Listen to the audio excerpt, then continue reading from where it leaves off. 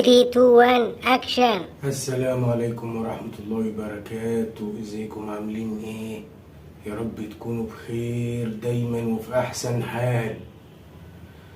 اهلا بكم في الحلقة التانية من برنامج مواقف من الحياة اليومية.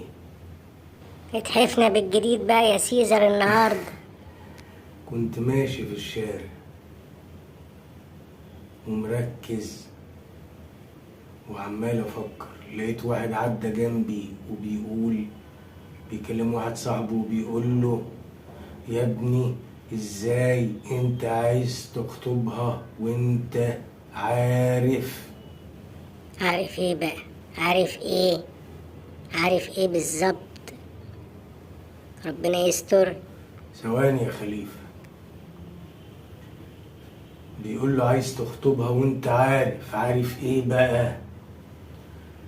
المصطلح طبعا ما ينفعش يتقال فيما معناه انه نام معاه. يعني في واحد اللي هو كان بيتكلم في التليفون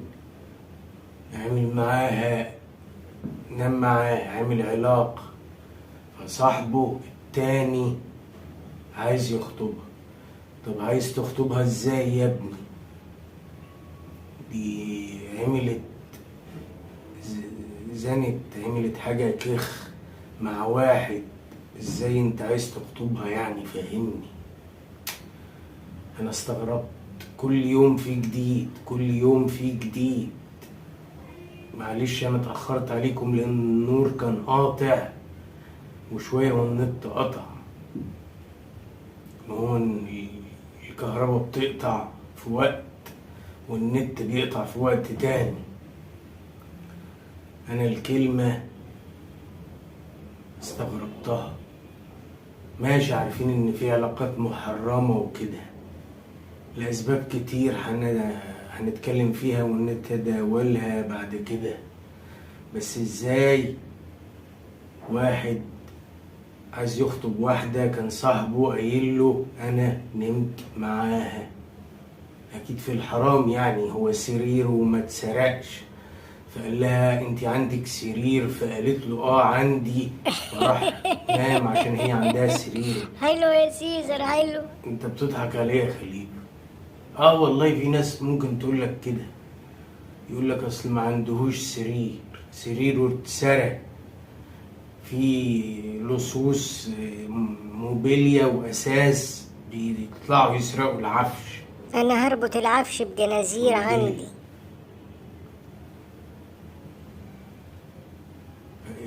بالمخ انت يعني. اشمعنى دي؟ ما في بنات كتير محترمة. يعني ايه اللي شدك فيها يعني؟ لابسة لبس ضيق مثلا، لابسة لبس ماسك، لابسة لبس مشدود. يعني ايه اللي شدك فيها؟ لبسها اللي ماسك. انا مش عارف. يعني ساب الدنيا كلها وعايز يخطب دي. انا طبعا مشيت ما كملتش، بس صاحبه نفسه مستغرب. انت ازاي عايز تخطب واحدة صاحبك قالك ان هو نام معاها؟ انا مش عارف والله يا جماعة في ايه. يعني سبت الدنيا كلها فاصفر بذات الدين لحسبها ونسبها ولجمالها الفترة اللي احنا فيها دي اهم حاجة الاخلاق والدين. بعد كده الحاجات دي التانية دي مش مهم. يعني انتوا وصلتوا لمرحلة ان مفيش احترام. واحدة عجبتك شكلها، عجبتك عشان لابسة لبس ماسك مبين مفاتنها، فانت فتنت بيها. ايه اللي احنا وصلنا له ده يا جماعة؟ المفروض لازم نغير فكرنا. طبعا انا بحيي استاذ محمد الفرماوي. بعد كده كل حلقة في فقرة هنضيفها اسمها ناس حلوة. الناس دي على اليوتيوب لازم احنا نشيد بيها. لازم. استاذ محمد الفرماوي دلوقتي راجل محترم. دلوقتي انا بنصح ان انتوا تشاهدوه. هسيب لكم رابط قناته في الوصف، وهعمل له علامة إشارة. أنا فعلا بحييه وبقول له بسم الله ما شاء الله، يا رب اهديه ويا رب ثبته على اللي هو فيه، ويا رب خليه العلم اللي عنده يديه للناس. هو ما بيبخلش على حد بحاجة. أنا نفسي وأعوذ بالله من قولة أنا بقعد أسمعه، بتابعه، وانا كمان بتابعه. بستفاد منه، وربنا يجازيه خير ويجعله في ميزان حسناته. إنما تيجي عايز يعني واحد صاحبك حتى لو بيجزي، قول لربنا، صلي، قول يا رب هل أنا في خير مع دي؟ وبعدين صاحبك قال لك إن هو عمل معاها علاقة، خلاص ماسك فيها ليه؟ هو ماسك عشان لبسها ماسك. احنا اختياراتنا غلط، ودماغنا يعني الدماغ بقت بتفكر بحاجة غريبة أوي.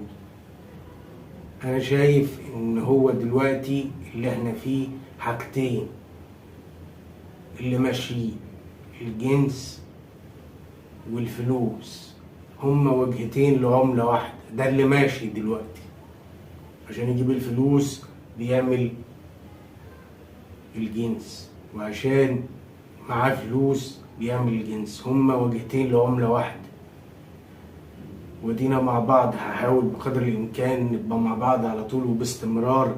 ظروف خارجة عن إرادتي. يا ريت يا جماعة تصاحب حد كويس، ويا ريت تفهم الدنيا ماشية ازاي، وتفهم الدين بيقول ايه الهدف من الحياة، لأن الحياة قربت تنتهي. الناس ملهية في الدنيا والغفلة واخداها. ربنا يهديكم، واستنوني بكرة في حلقة جديدة. كان معكم سيزر مصر. يا ريت كل واحد يدور على واحدة محترمة يتجوزها عشان ما تبقاش أيامه غبرة. ربنا يسترها عليكم حبايبي.